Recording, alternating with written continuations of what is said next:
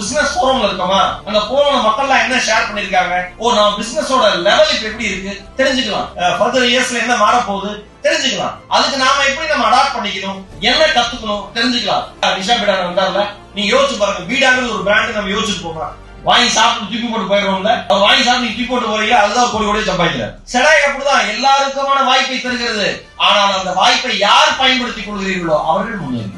திருநெல்வேலியில talk of the down அப்படின்னா செடாய் தான். பேக் என்ட்ரி டீம், அதாவது வடிவேல் சார் சொல்லுவாங்கல்ல, இவங்க எல்லாம் ரூம் போட்டு யோசிப்பாங்களோ அப்படின்ட்டு, அந்த மாதிரி உங்களுக்கு ஒவ்வொரு இயர்ல உள்ள பிளான்ஸ், மாசம், புரோட்டோகால் பக்காவா ரெடி பண்ணக்கு ஒரு ப்ரொஃபஸரே வச்சிருக்காங்க.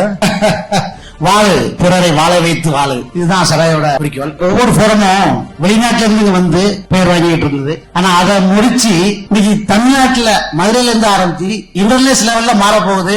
அதுதான் செடாய். இதுல எல்லாரும் சேர்ந்து பயணிப்போம். நன்றி.